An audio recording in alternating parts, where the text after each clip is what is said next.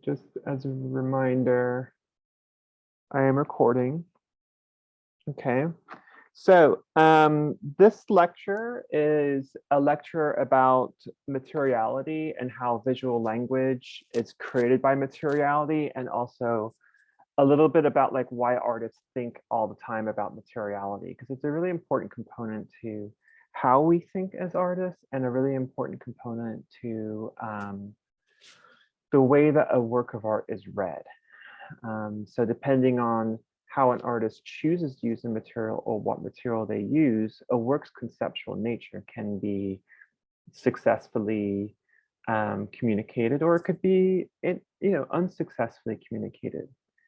In contemporary art, an artist who poorly chooses a material could find themselves having to defend their work based on discussions around cultural appropriation, or discussions around utilization of a material that was part of colonistic language. So there's a lot of ways in which materiality in contemporary art exists in a different way from, say, like post-impressionism and impressionism. And we're going to be talking a lot today about Georges Seurat and like his work in particular. But to set up this discussion, because I think of Seurat as someone who was utilizing and thinking really heavily about materiality, we're going to look at the way that materiality functions in some contemporary art and kind of think about the history of that material decision-making process.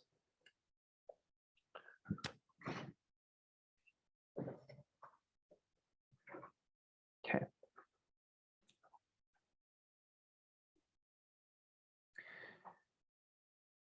Okay.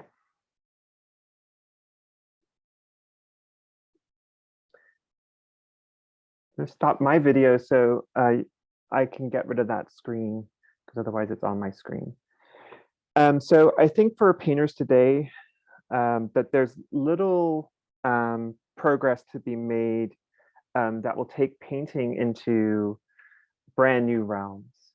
So we have small communities of artists that are utilizing digital tools for painting, but painting has kind of remained solidly fixed within this notion that painting is mostly a material based activity.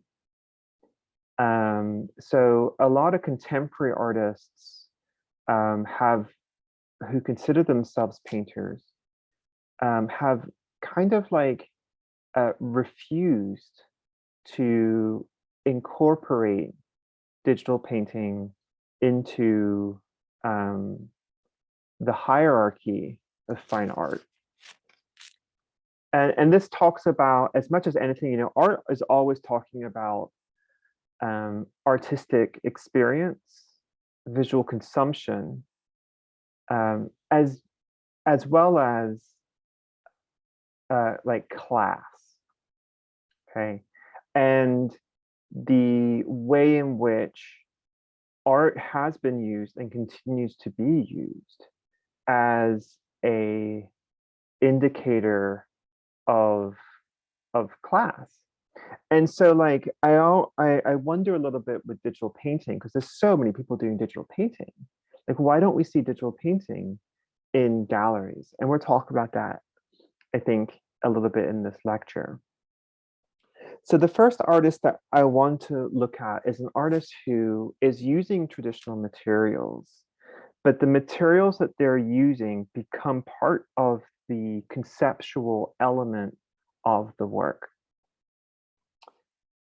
Post-impressionist period, so anything past impressionism, within painting, there was a lot of discussion about the removal of the color black from the palette. And black was seen as something which would deaden paint, it would deaden color. And it's really coming out of Impressionism, challenging the idea that Black is an absence of color. And so when I started to reincorporate Black into my palette, I had painter friends who literally were upset at me. And then I started teaching that we could use Black, and I had painter friends that were upset at me because they really believed that the utilization of Black leads to an inferior color palette. Kerry James Marshall is specifically choosing to use Black and different variations of Black to speak to identity via material. So by utilizing Black as a color, there is a connection being made between, Black as a color which has been rejected by Western art since Impressionism. And there's also, this idea of what type of thing is, like, what type of material is consumable. And so when I think about contemporary art, I think about all the time, I think about the relationship of contemporary art to Black culture. So there's actually this concept called trickle up language, which is the concept that a lot of contemporary language that becomes very, very popular begins in the lowest, socially perceived as the lowest marginalized community, which is Black, trans, and gay individuals. And I'm saying that, like, I don't personally, of course, believe that this is true. But there is a hierarchy in culture which we must challenge. And one of those, especially in my work, is challenging the perceptions of Black, trans, and Black gender nonconforming and other BIPOC trans and BIPOC gender nonconforming individuals in terms of their placement within society, because traditionally and even right now in contemporary society, they are sort of placed into this extreme marginalization because of the intersectionality of their identities. So with trickle up language, words that start in the Black, trans, queer community trickle up to through society, through the highest level of language, which is, white, upper class, sort of utilizers of culture.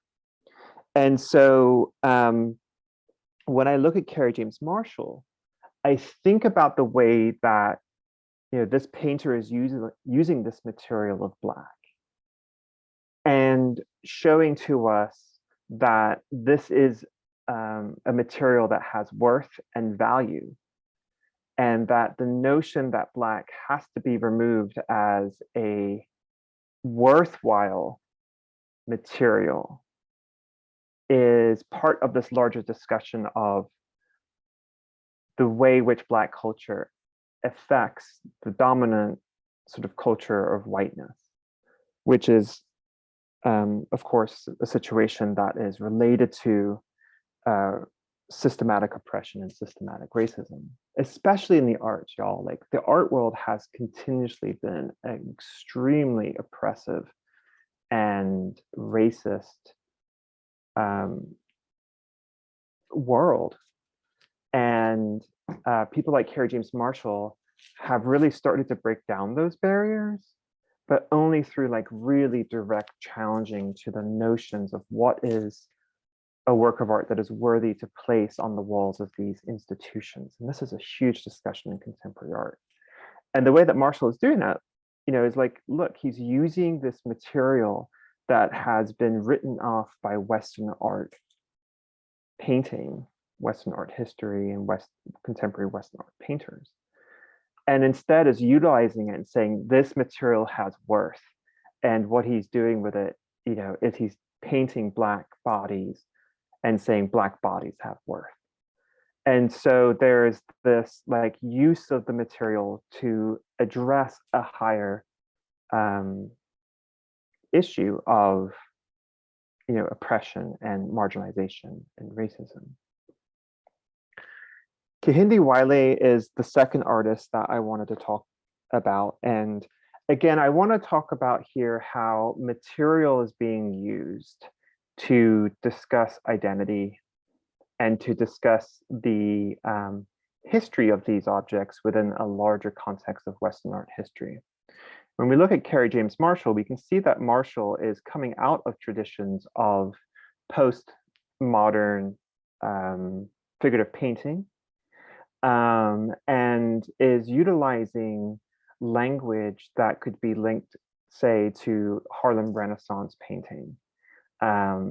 And when we look at the way that these figures are painted, they are representational, but they aren't photographic. They're more expressive and more emotional.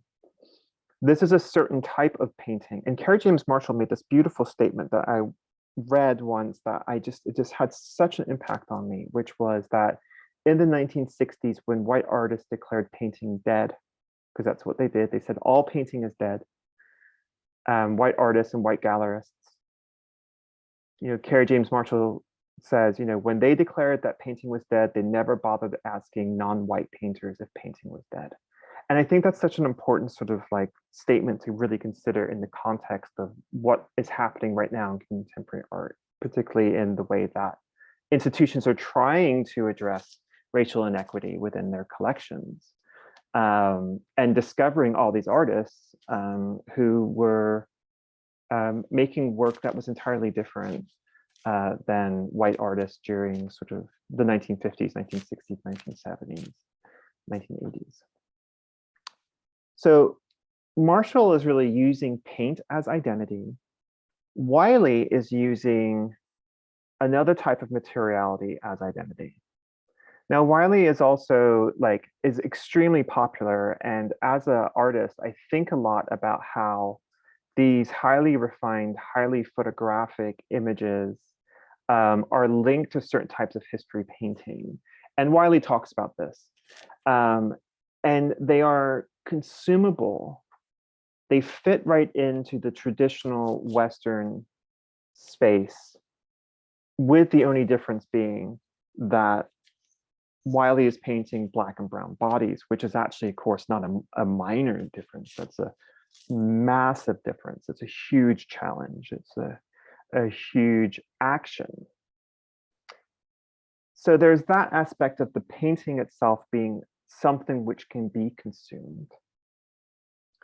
And then the other thing that I think comes about here in terms of materiality, because Wiley, unlike Marshall's using a thicker, more impasto paint, Wiley is painting alla prima, which means wet into wet. So it becomes very blended.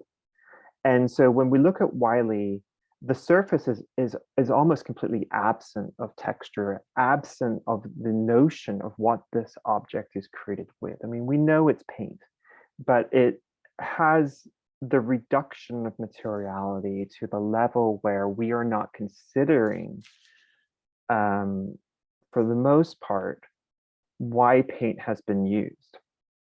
You do have to understand art history in order to really understand Wiley, because he's speaking to these histories where there was only one type of painting that was deemed as being worthy, and it was history painting.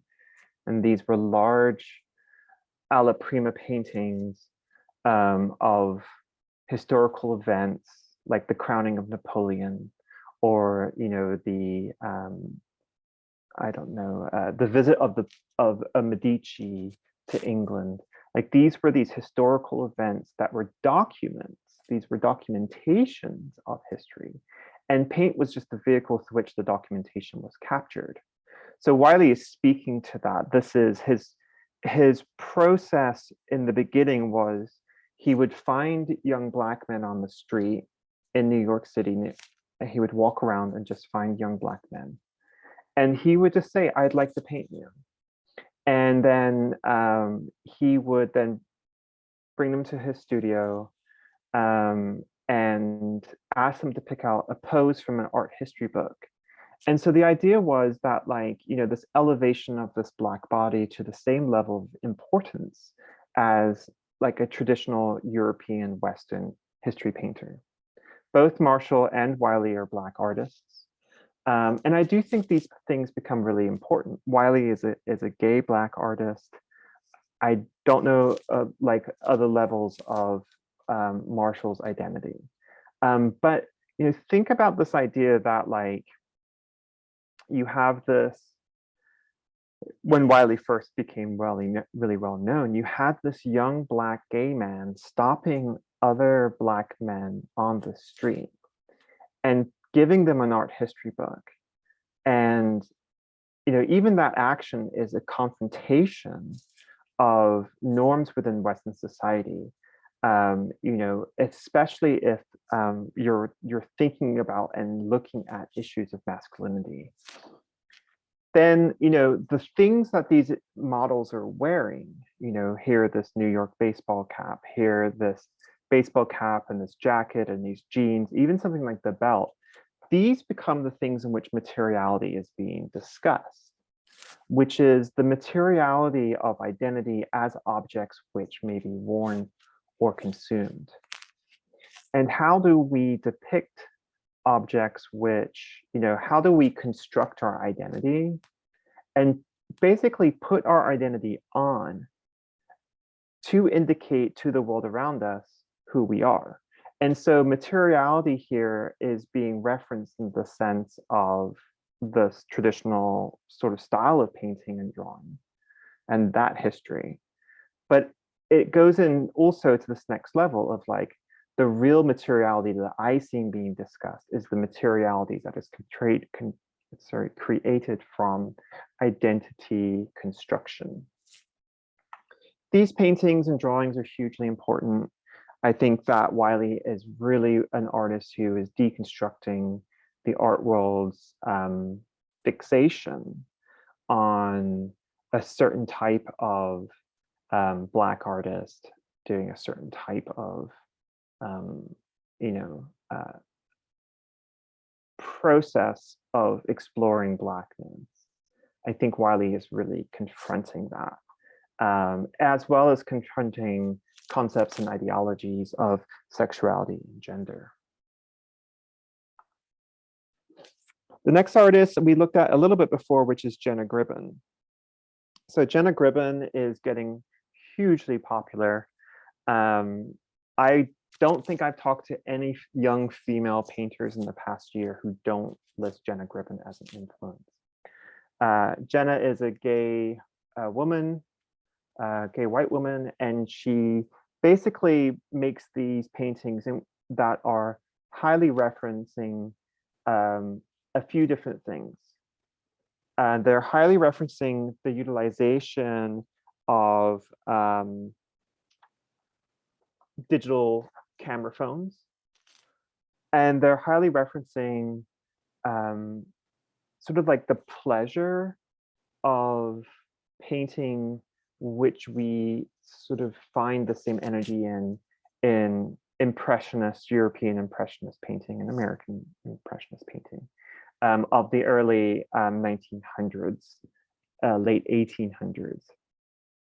Materiality here is, if you don't understand kind of what has been happening in painting for the last 20 years, the materiality here is really important. This paint is very thin, it's very sketchy, it seems to heavily rely on a very quick process of paint application. This would be a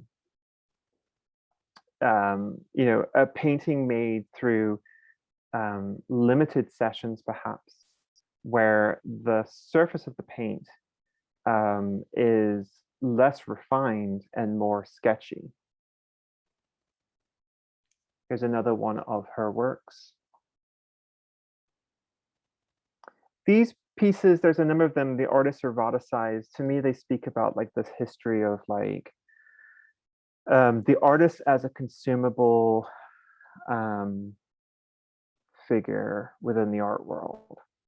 And the artist as being somebody which, there used to be a lot of judgment in the art world. Like if a young female artist became very popular, there might be a lot of discussion about how, she doesn't deserve that fame or whatever, this idea of envy. And when we look at a work like this, again, like for regular sort of consumers of art, we might not see how she's using materiality because it does have a very photographic sort of element to it. But this type of utilization of these brushstrokes in the back here speak to a certain history of paint as a material that is talking about who Jenna is as a painter in 2022 or 2020. And it's linked to much wider histories of, I can't find my cursor now, of who makes paintings and why does someone get to make paintings and what do they get to make paintings of. I'm afraid I might have to somehow, I can't get rid of that little thing now. Oh, Zoom. I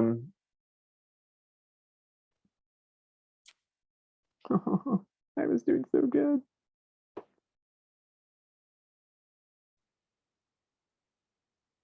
All right, y'all. I'm so sorry. I've made it worse.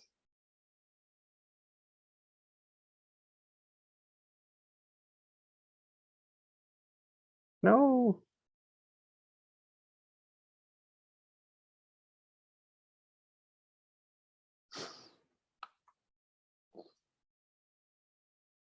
I'm hitting escape so many times here. Can't do anything.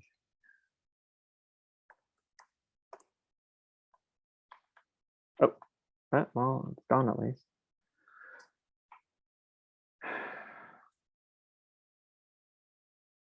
Okay, sorry, this is dreadful.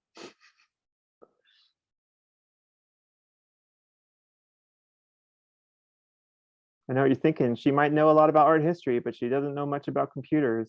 I hear ya.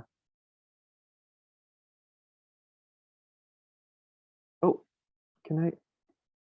Good. Come on. It can follow the little. Yay! Unfortunately, now we have red dots and everything. Okay.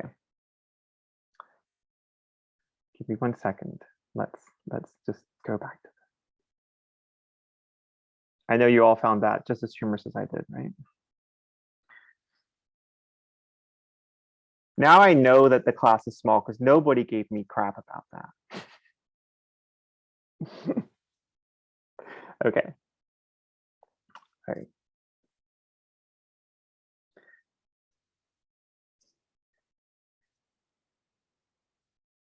Okay, so no drawing on the screen, Vaughn, is the lesson that we just all learned. Okay. So this is from 1996.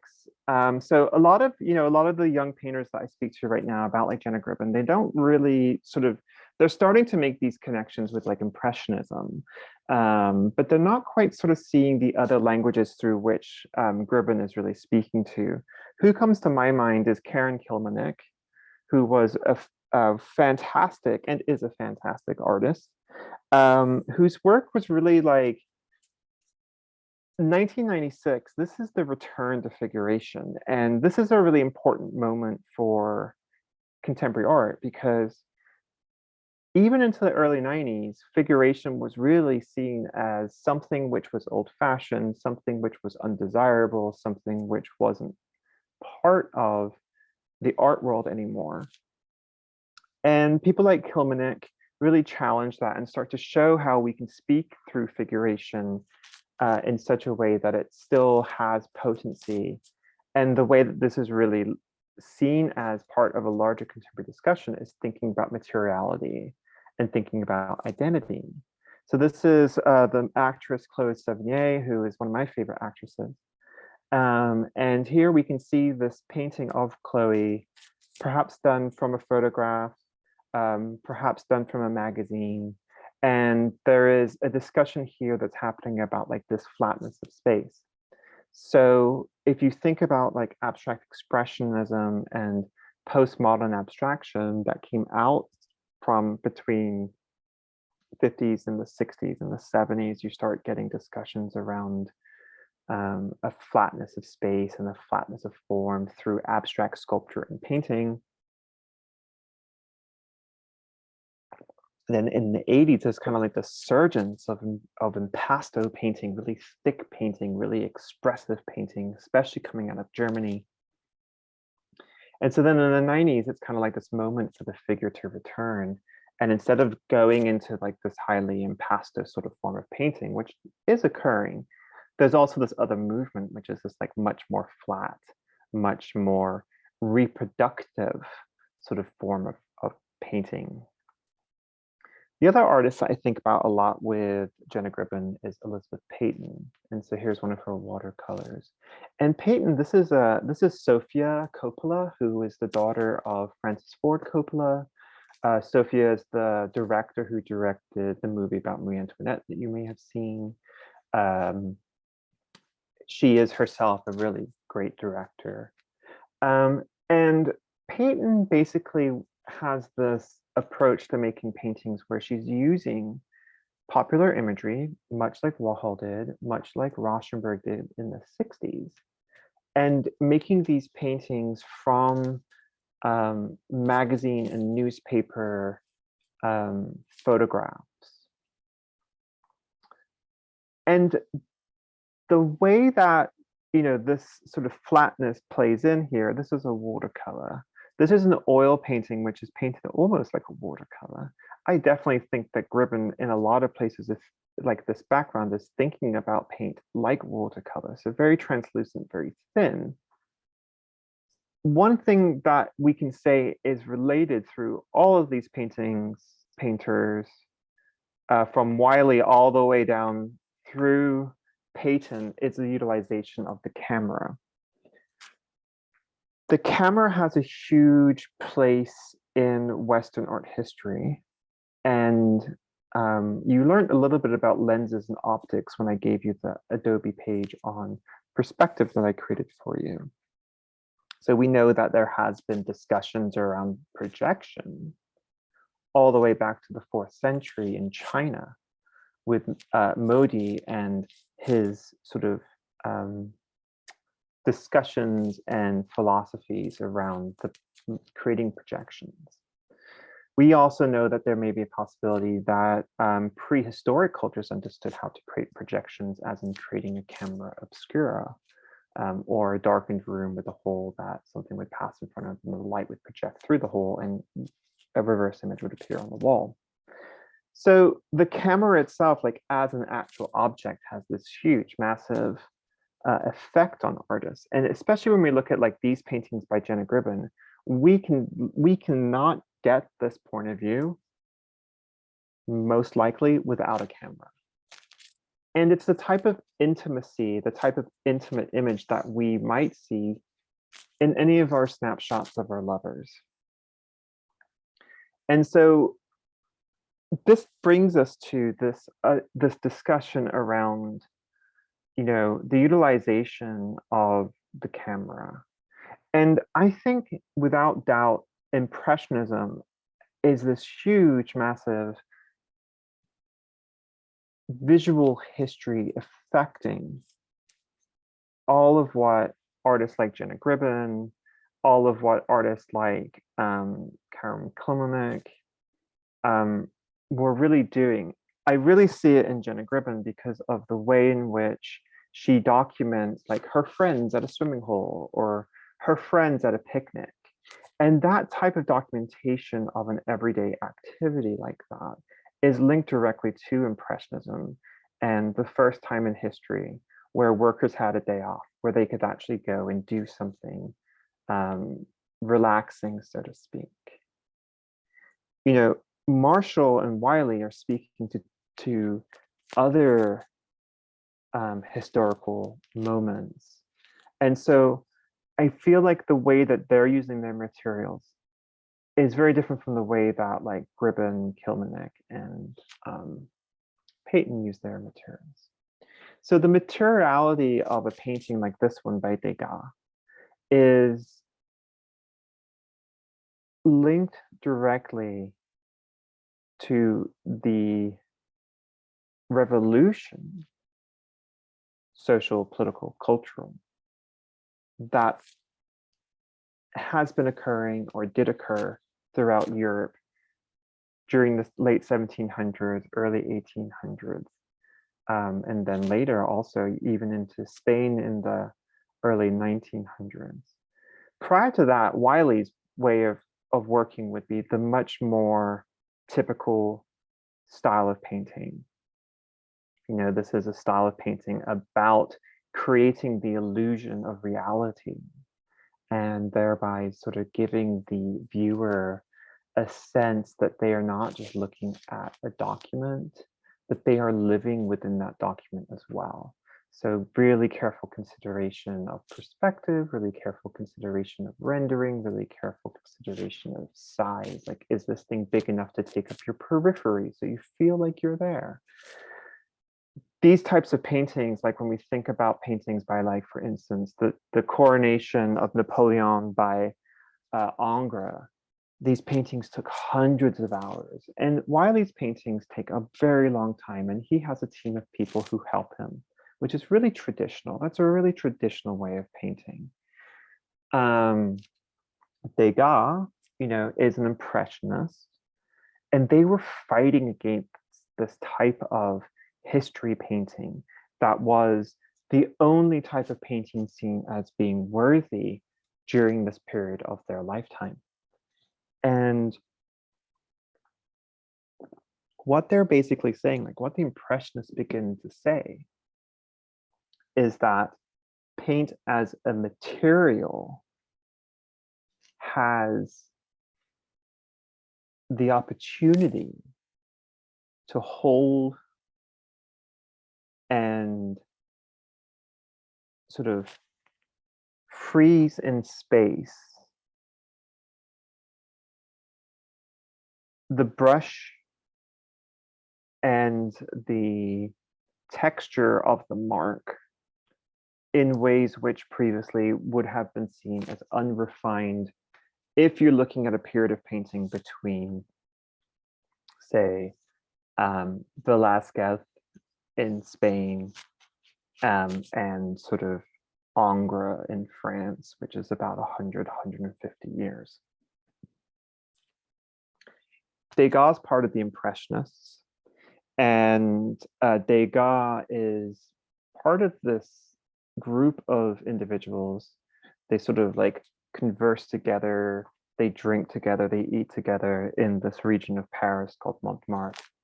And they come up with this sort of like ideology of painting and art production, which is about the capturing of this new life that is occurring in France. So this is during the Second Empire period. So the First Empire period would be Napoleon Bonaparte, and then he is removed from power by the British. And then a former a monarch is placed onto the throne, and that doesn't go super well. So there's a second sort of mini revolution that occurs. And Napoleon's brother, I think it was his brother, comes back, or maybe Napoleon's son. Pardon me, I don't know that much of I'm not sure. I think it was his brother. And under the second Napoleon, you have the Second Empire period. And that's the period in which Paris transforms into like what we think of as Paris today. There's this huge, massive industrial revolution and political and social revolution. Here we see Manet, who is another Impressionist, sitting on a couch in a living room, listening to their wife play the piano.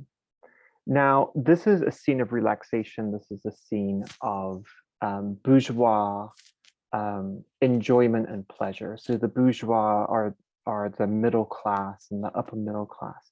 A lot of these impressionists, y'all, they may have projected the idea that they were bohemian and living in these squalor. A lot of them came from a lot of money, which is classic sort of art history. So whether you're talking about Seurat, whose family were middle class, or someone like Calibo, who was extremely wealthy, there is this sort of like flexibility that was presented to them prior to their becoming artists that was created by their economic and financial independence.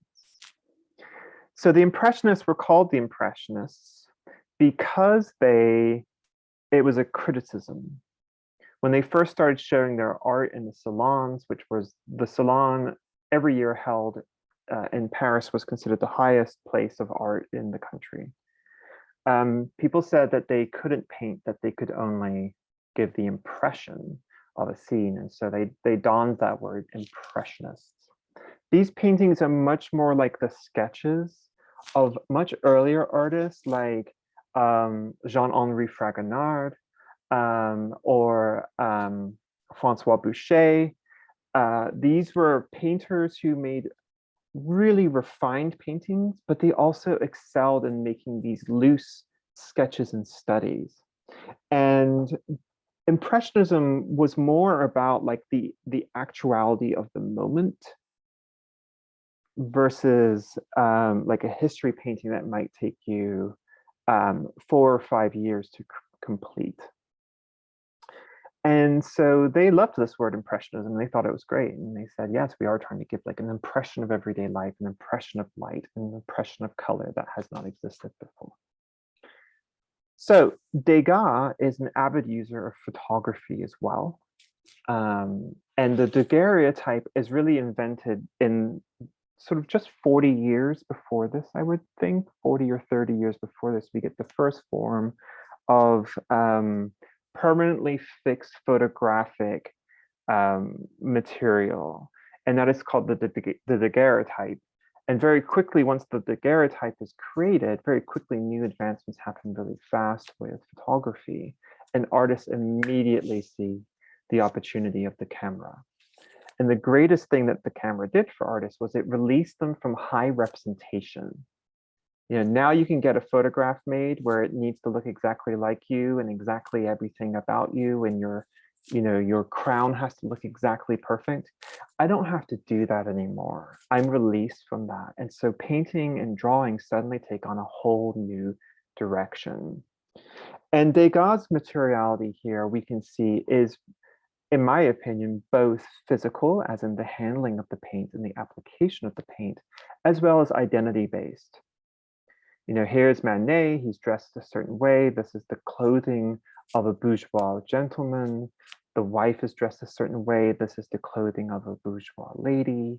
And even the couch has a certain sort of like aesthetic quality to it, which is indicative of the living rooms of the time. Zorn is Swedish and highly influenced by Impressionism, and hugely popular in a certain type of contemporary artist is really enamored with Zorn, and I'm really enamored with Zorn too, but I try not to be so enamored by anybody that I only try to paint like them. What we see here with Zorn is kind of like this really interesting mixture of Impressionism with refinement. And so this, for me, is more akin to perhaps some of the paintings of Velázquez in Spain. There is a sort of approach to the handling of paint, which is highly photographic. Think about how you might change the f-stop on your camera to alter the depth perception, that the lens is recording, so certain parts are in focus and other parts are out of focus. And what is brilliant about Zorn is that he makes these paintings, though, that though they speak to photography, they really are about materiality of paint. So here we actually see a Zorn painting and his photographic reference next to it. And we can see the way that he's adjusting and altering the image based on the needs of the painting, which is really important. But I think what's super magnificent about Zorn's work, like I love the painting, but when we get to it in a second, I'm sorry, I don't think we're there. His drawings, his etchings, his prints are just amazing. So again, like these are in a style of impressionism. They're alla prima, wet into wet, and there's a mixture, as we can see, of paint as lens and paint as action. So the utilization of photographic devices or lenses throughout art history is something which is really well documented.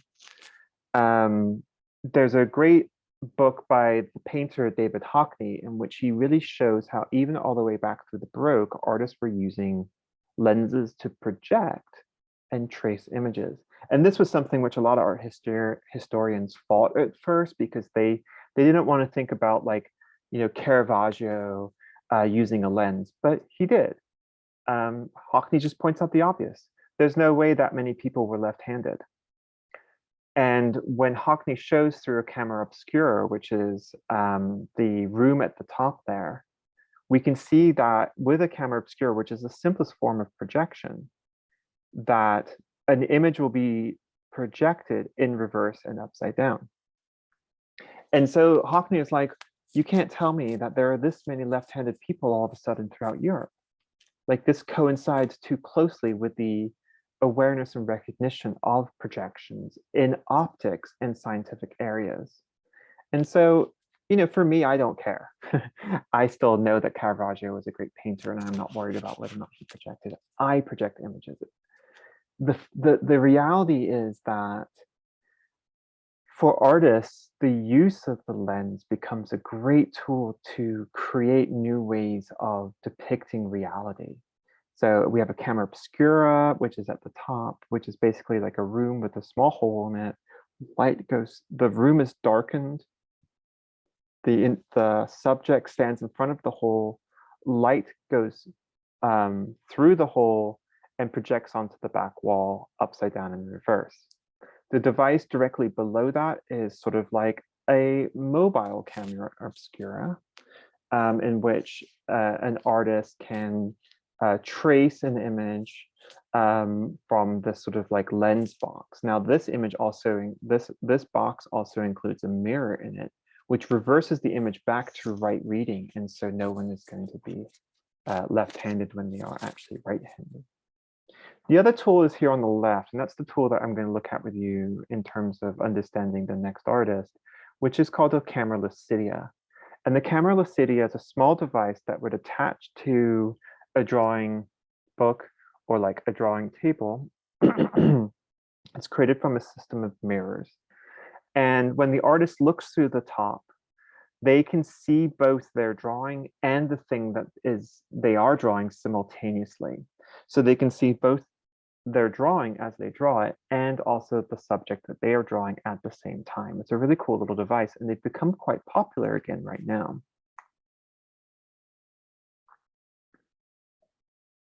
And I want to state really openly that artists that use lens projection tools are not inferior.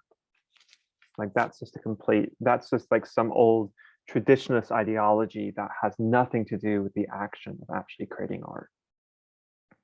I also feel that about that with digital drawing and digital painting. So I'm a little more about like deconstructing these hierarchies. So this is a portrait by Jean-Auguste Dominique Ingres. And so Ingres, or Ang, I've heard it said different ways, is a neoclassical painter. He is the court painter to Napoleon Bonaparte. and is a prodigy in drawing and painting. Unger said that, something like 80% of a painting is drawing. He thought less about color and more about drawing. We can see from this drawing that he's really got a great sense of rendering in here.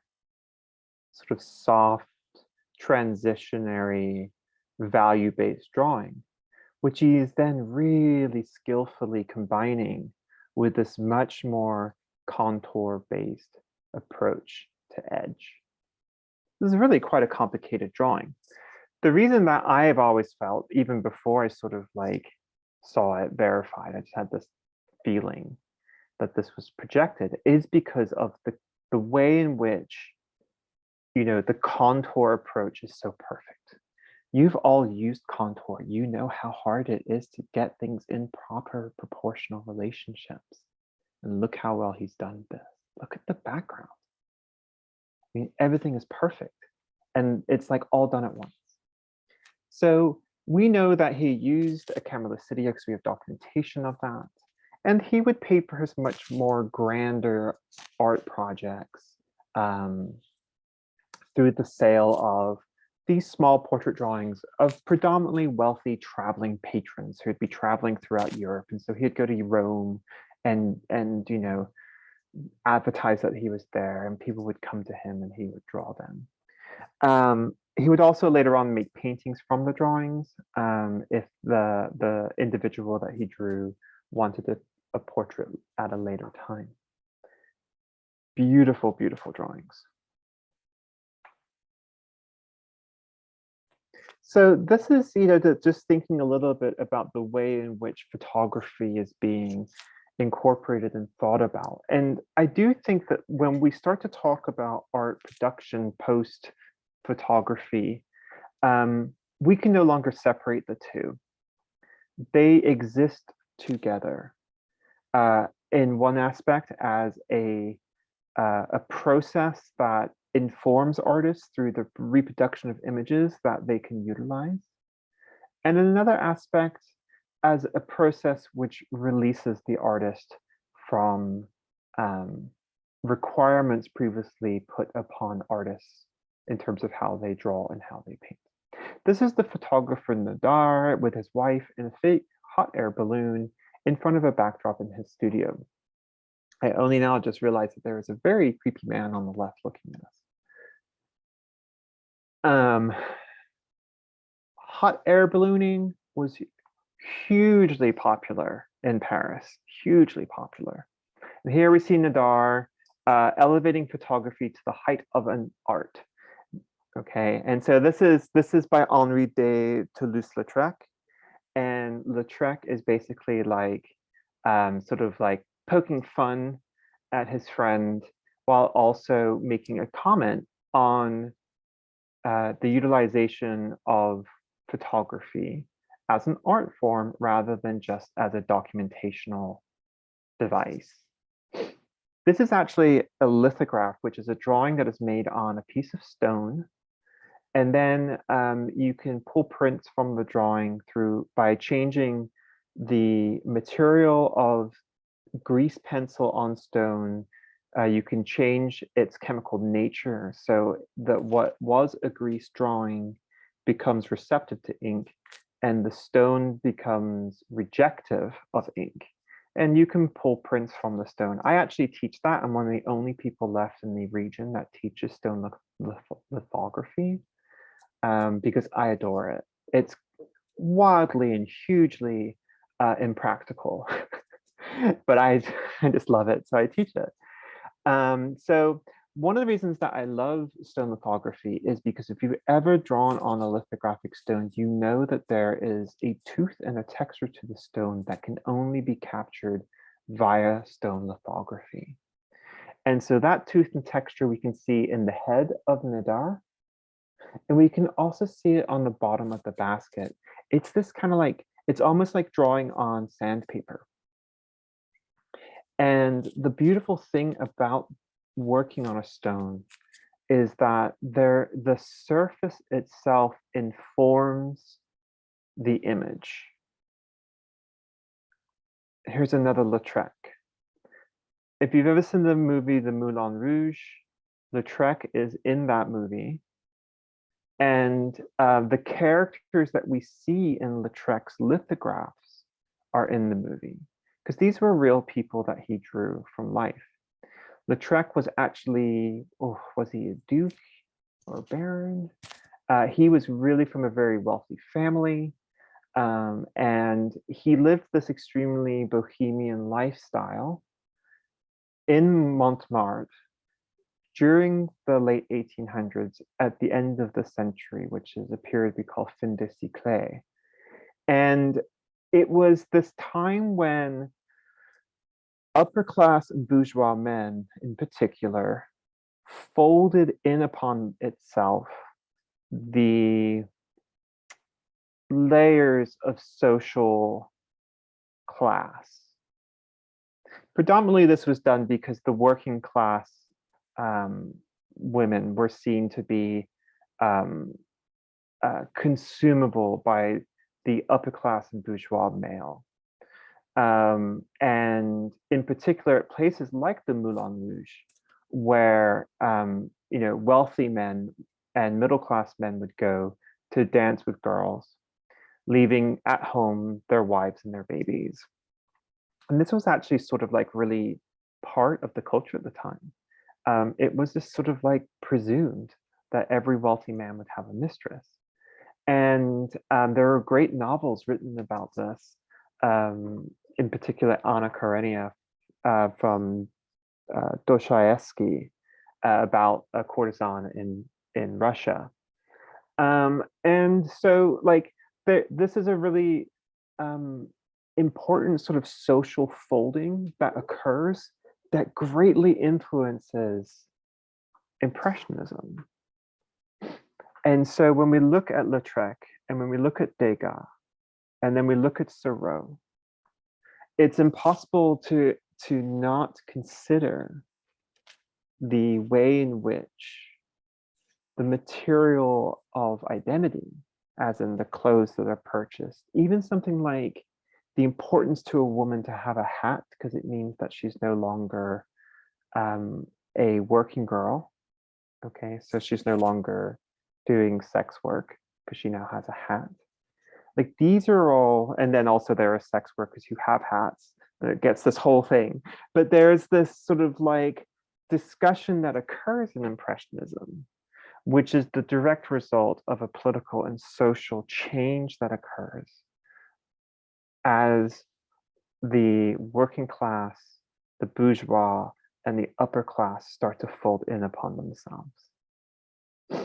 This is a monotype by Degas. A monotype is perhaps you could think of it as simply if I have a countertop and I spread ketchup on the countertop and draw a smiley face. And then I put a piece of paper on it and I pull up the piece of paper I've made a print. That's basically a monotype. So mono meaning one. This is done in all kinds of ways with paint, with ink. It's done, you can do, like I just said, you can do it with food and condiments. So monotypes are one-offs as a print. They're not prints that can be printed multiple times. And a lot of the very famous Degas pastels are actually drawn on top of monotypes. So he would go and he would watch dancers or watch a woman bathing or something of that nature. And he would do a very quick study as a monotype and print it, and then later go back in and work into the monotype with pastel. That sort of immediacy of the printing, that's where we look and think about materiality, because the way that it was an immediate way to make an impression, and then he subsequently built up all of these impressions that he could push and pull from in terms of his practice. Like that immediacy is part of the process of his art making that could only be achieved through this action. Just like the lithographs of Lautrec can only be created via the material of the grease pencil and grease on the stone. I adore this Degas. Now, Zorn, you remember we looked at Zorn earlier and we talked about the bathers and how, you know, they were highly photographic. Well, if we look at this piece here, which there is also available for the actual original photograph of this piece that he took. I want to point out, and I wish I could draw, but I'm afraid to. I want to point out the place between her breast and her shoulder and the background. And we can see in that space that this whole area just dissolves into one another. Like there's no edge there. It's just breast, shoulder, background. And Zorn is just such a master at doing this in these etchings. So the etchings are drawings made into a metal plate, typically copper or zinc. And then ink is rubbed into the lines created in the plate. So you use like a metal stylus and it rips up the metal, and then you wipe ink into it, and then you clean the surface off and the ink remains in the lines you created, and then you print that with a press. We know it's an etching because we can see on the image on the left, there's like an indentation from the metal plate around the image. That's always a telltale sign that it's an etching. And so like when we look at this image, the thing I want us to focus on here is how the paper becomes figure, and how the figure is created through shadow and intermediate values, midtone values. But it's the paper itself that makes up the high key light of the figure. And to me, that's just spellbinding. So we're going to enter into the part of the lecture where we're just going to focus on one artist. And that's going to be Georges Seurat. And Seurat has an approach to drawing that I completely wrongly call drawing without drawing, but I also think it's completely right.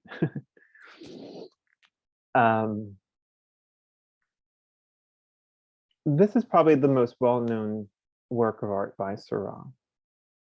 He is a post-impressionist, and he is working with this idea that is coming from scientific discoveries about color, optics, and then also the creation of new color through the mechanical mixing of paint and the creation of new chemical pigments.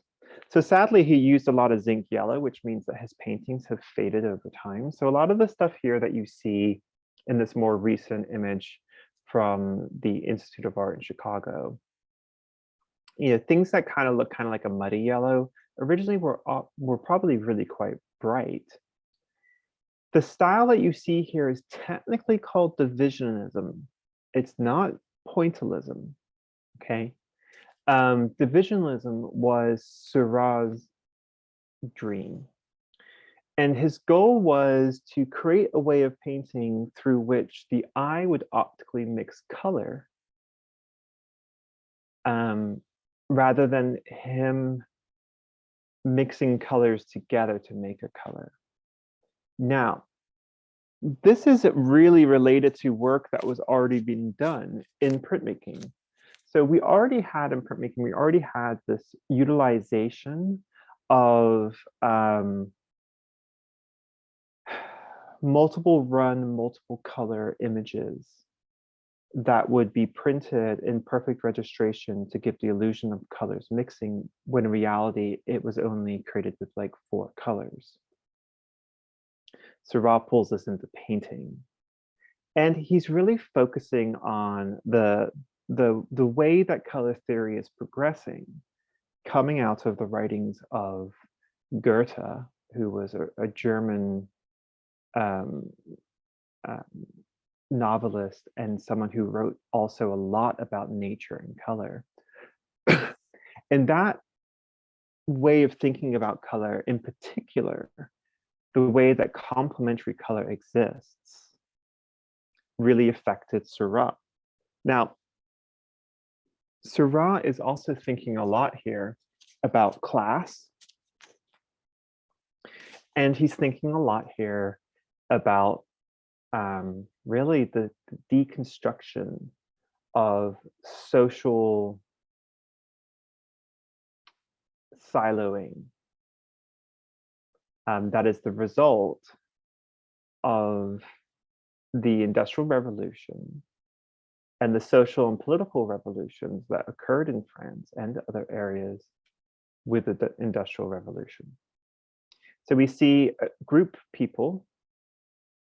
This is a Sunday, the idea of a Sunday being a day of relaxation. This is the first time that people in these industrial countries, these workers really have access to days off. And Sunday was a huge day for working and like lower middle class individuals to be free of the restraints of their everyday work life. My dad years ago did our family genealogy and traced this all the way back to like whatever it was, 1560. And there was this period of time where he was really struggling to understand why everyone was getting married on Christmas Day. And then he realized, well, that was probably the only day they had off.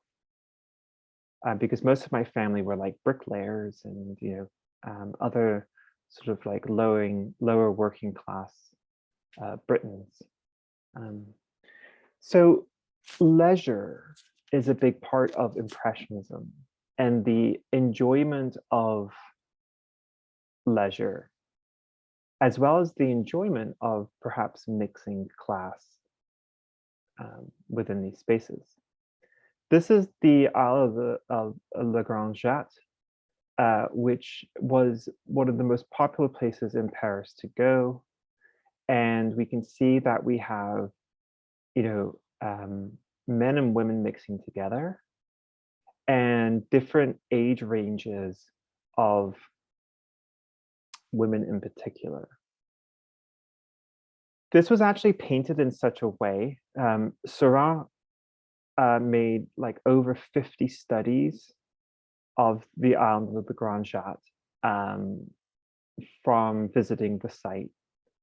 And when we look at the painting right now, there's something isn't quite right about the proportional relationships of the figures and the perspective. It doesn't quite feel correct. It's not bad, but it doesn't quite feel illusionistic. And he actually painted this to be viewed from a 45-degree angle. And if you move yourself into a 45-degree angle towards the right of the painting, it actually really becomes a very perfect perspective. And I don't actually think that's relevant at all. What we're looking at is this mixing of individuals. We have a sort of oarsman on the bottom left, depicted with his red shirt, his cap, and his pipe, lounging next to an idle woman, lounging next to a bourgeois man. Now, above their head are two ladies fishing. And we can see that they are fishing together. And it would be really uncommon for women to be fishing alone like this. And so the idea is that they're probably sex workers. Their relationship, the idea is that they're fishing for the soldiers in the background. And that reading actually really challenges my hat theory. I don't remember where I read that about hats, but I'm pretty sure it was in a book about Impressionism. I'll have to check myself there. So here we have these two ladies, probably sex workers, fishing for the soldiers in the background. Now, the reality is that there are also other sex workers present here. This was a place where people would go to find sex workers. The lady on the front right corner is dressed as a highly fashionable courtesan. And the man next to him, though upon an innocent reading may be perceived of as her husband or partner, is most likely her client. We see that the image itself is like really static. It's almost like a photograph, but there are these places where energy is actually broken up. We have the dog, we have a butterfly above the dark dog next to the lady's shoulder, and then the child running in the background. And so the image itself is highly static. You know, don't remember all these women are wearing corsets. And the lady in the front is also wearing a pannier or bustle. And so like these individuals are captured in this like one specific moment, but Seurat is trying to show action and life within that moment to break up the staticness. Seurat considered himself a failure, even though today he's one of the most popular post-impressionists. Here's some details. Now we can see that what Seurat is doing is extremely complicated. Look at the face on the young girl. There's hardly any face there. There's a gray, pinky peach maybe, with some blue eye holes and the blue hat, but there's not like a face. The same thing on the individuals on the left, they don't have faces. There's no refined edges. And also, Seurat is painting using a term that we call localization of color. So all the colors that surround other colors are incorporated in each color, unless it's a place where you really want the color to stick out. So look below the dress of the lady, like there's a child and then there's a peach dress. Directly below her, you can see the peach within the green of the shadow. Now, when the Impressionists and post-Impressionists would paint blue shadows, particularly when like Monet first began this process, everyone laughed at them and said there was no way that shadows were blue and purple. And then of course, later on, they were proven to be correct, that shadows were full of color. So I want us to focus on the young girl. Here's the sketch. Now we're going to be talking about drawing without drawing. We're going to be talking about giving the impression of drawing. Look at how simplified Seurat brings this young girl into being. And how the way that the head becomes the shadow of the hat and the head becomes the background. How those elements are defined not by the presence of edge, but by the lack of it. This is all related, y'all, to Gestalt and the way in which Gestalt helps us to see uniform wholeness from groups of similar form, basically. It's the way in which humans group together information to create something that is whole. This is another one. So this is a study for the Grand Jatte. This is another study for the Grand Jatte, a woman fishing. Here we can see some refined edges, like along the lady's skirt on the left and on the right. But we can see where Seurat is also playing with us. The hand becomes the background. The face becomes the water. The rod becomes the shadow on the water. The skirt becomes the shadow on the grass. The reduction of information, the way in which the material becomes form. So by that, what we're kind of thinking about, just like the Zorn, is how does the paper become the drawing? Now think all the way back to the Kerry James Marshall. You know, a black painter painting black bodies using black. That's identity through materiality. Kehinde Wiley, a black artist using highly refined representation, painting individuals whose clothing speak to the idea of the materiality of identity. And then think about Gribben and how she's using the cell phone snapshot to break down space and paint in a style that is loose and thin. Here, when we look at Seurat, Seurat is drawing and also not drawing. No, it's the Zorn, it's the breast to the shoulder to the water. Here with Seurat, we can see the background becomes the hand becomes the sleeve. Or on the face, even though there is a defined edge there that's created by value, the openness of the tooth of the paper is reading as the light that's on the face.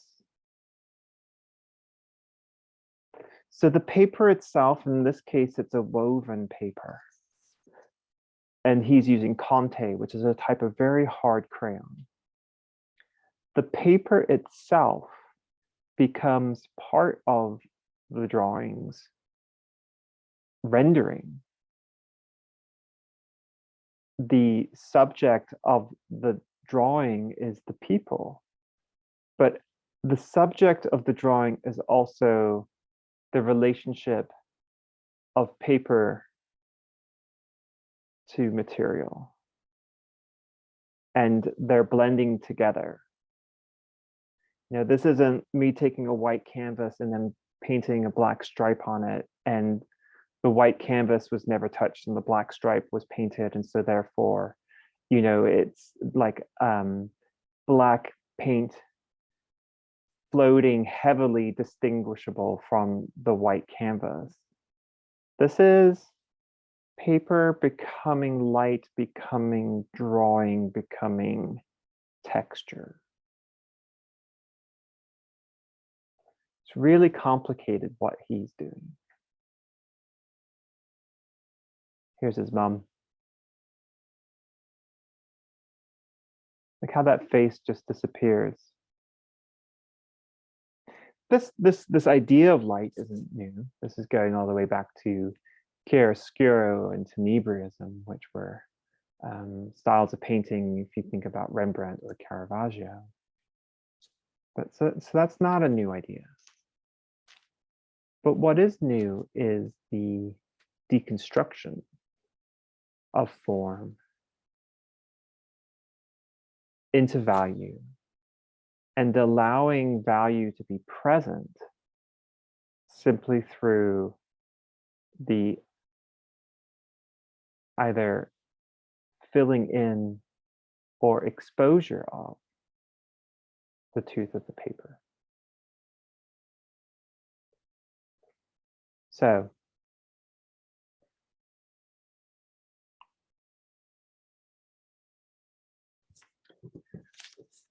what we are looking at, y'all, what we're thinking about is really some larger, you know, a larger question of how do we use our materials to investigate subject and process. And then the other discussion is, how do the things that we choose to draw, just as much as the things which we choose to put on our models. You know, I have a model come and I put on a Rococo dress on her or him or them and say pose and I'm going to paint you. how do the things which we, how do the materials that we make art with create conversation? And how do the materials of the subject we are depicting in our art create conversation? And in contemporary art, those conversations are generally going to be about identity and the social constructs of identity within these larger discussions of oppression and political change, political action, social change, social action. Contemporary art is not new in the sense of its attempts to utilize identity to create social change. Art has always been political. Art has always been social. We're pretty positive that, there have always been things that artists have been trying to speak to. Think about Gentileschi, a woman artist painting the beheading of Haliarnophanes. These are really specific choices based on the political and social reality of artists in all times. So I hope that one of the things that you will do is look at the artists I presented to you at the beginning: Kerry James Marshall, Kehinde Wiley, Jenna Gribbon, Karen Kilmanek, Elizabeth Peyton, Wanda Zorn. Go and look at them more and see what it is in them that you like. And reflect upon how is the fact that artists are choosing to make visible that which previously has been invisible through their use of materials, how is that helping to address larger discussions of inequity, not just in the art world, but in other areas? And I think it's so important to pay attention to the reality that at no time, has art been lacking social and political discussion. And so someone that makes social and political art, people say to me oh, I hate how contemporary art is all political. And it's no, art's always been political. Impressionism is political. The reason that I work a lot with abstraction as a tool for activism is because people don't understand abstraction, and so they just think it's just pretty and they can look at it. But the very history of abstraction is social and political upheaval. And so there's all these histories embedded inside of these languages and materials that engaging in contemporary art means you have to understand and be aware of. So I hope that some of that was interesting. We're going to work on the idea of the Seurat process of drawing without drawing. But I wanted to give you a little bit of a contextualization so that you could recognize the potency of addressing art this way, and also the the importance of looking at someone like Georges Seurat. Okay, so we're going to take a quick break and then we'll come back. And I have, I'm going to cover with you the assignment. I made some changes to it this morning. And we're going to, if we have time, do a demonstration.